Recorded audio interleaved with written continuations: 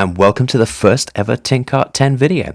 Now in today's video I'm just going to explain a little about what my channel is going to be about, what you can expect in forthcoming videos, and a little bit about the inspiration behind all that. And it all starts way back in the 80s when I was a kid. Now, like any child of the 80s, I was really into my toys. I loved Smurfs, like this guy here. I was really into my Lego. I mean, who wasn't in that era? Really enjoyed playing with the minifigs here. But my absolute favourite was Playmobil. I just loved it. And to be honest, I still do.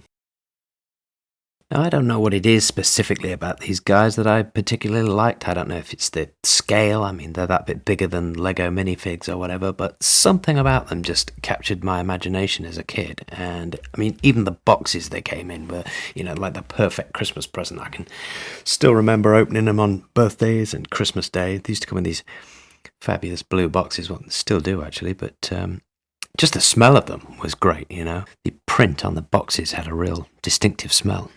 And these are a couple of pictures of some sets you could get back in the 80s. Now obviously things have developed a bit since then. This is one of my original guys, and you can see he's gone a bit floppy because I wore him out back in the day. If I bring him in a little closer there, you can see he's got a printed on face there and pretty standard hair. Now moving on, you can see that this guy's a little bit stiffer, and also he's got a face that's moulded in as part of his head. After that came the skin-coloured hands, and you could twist and pose them as need be, which was good. Later still, and we start to get some extra features on here, and also some stickers as well from time to time. This guy's got an oil company on his racing suit. And by the 90s, we start to get printed on the actual characters, like these pockets here. And also this guy's got gloves on. I think he's a motorbike cop or something like that.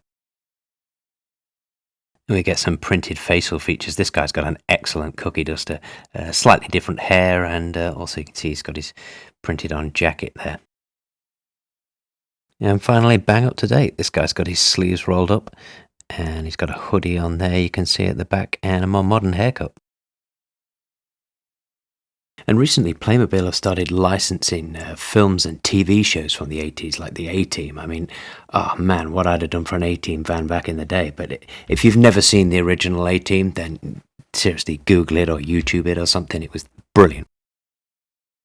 In the early 80s, there weren't as many Playmobil sets available as there are today, but fortunately for me, my brother used to make me extra stuff with whatever he had to hand, in effect. And these are a few boxes that I found from the time, actually, some that never ended up getting used, but there's a whole bunch of stuff here. What do we got? OXO cubes, toothpaste, trifle sponges, bits of old shoebox, whatever, really. So my brother was that bit older than me, and he decided that he was going to make me a full music concert setup, basically. And this is one of the things he made. I've recently found this in the loft, actually, and for saying it's the thick end of 40 years old, it's in remarkably good condition. I mean, the felt tip's a little faded on it now, but it's just made out of a folded bit of waste cardboard or paper and stuck together with little tabs and coloured in. And this is basically how he made the whole thing. I guess it might seem a little lame now to modern eyes, but at the time, for me, this was just fantastic, And incredibly, most of it survived, somewhat surprisingly, given what it's made of. But what have we got here? An amplifier. Again, this is just made out of folded paper and coloured in. It's got a few dints and bashes in it, things, but it's surviving. And we've got a lighting rig here. Again, the felt tip's faded a little, but not bad for 40 years old. And now the piano has seen better days. The sellotape's gone a bit manky on there, but generally speaking, they've survived pretty well. And all put together, this is more or less what it used to look like. Now, I've made one or two repairs here and there, and sadly some of the stage elements haven't made it to the present day, but all in all, I would say this is probably 90-95% what my brother made. Once it was all set up, it's just a case of waiting for it to go dark and banging a tape of Wham music on and acting it out, moving the guys around. And we used to flash torches around like I'm doing here now to simulate the light show. And this is basically what it did. We'd do a whole concert set, and that was the game, really.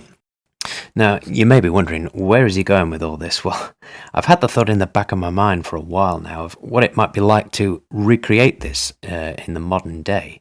And so I decided that's what I'm going to do. And I'm going to be filming it all, putting it here on YouTube for any of you who are interested in checking out progress and seeing what's happening in forthcoming videos.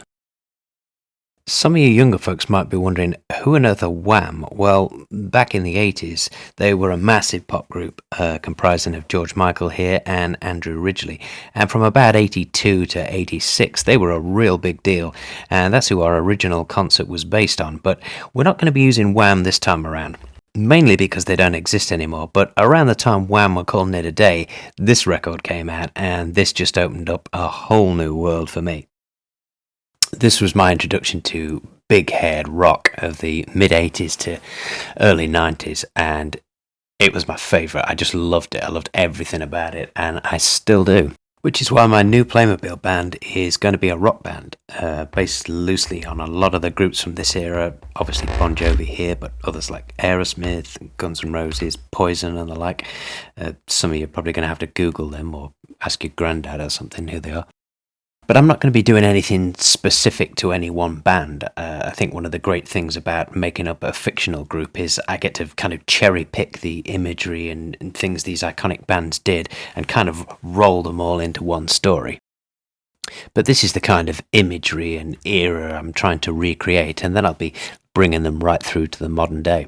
So I guess all that remains is to introduce the guys. They're a six-piece band called Toxic. That's Toksic. I'll explain the reason for the odd spelling in a future video. But for now, thanks for watching. I'll see you in the next vid, and I'll leave you with this.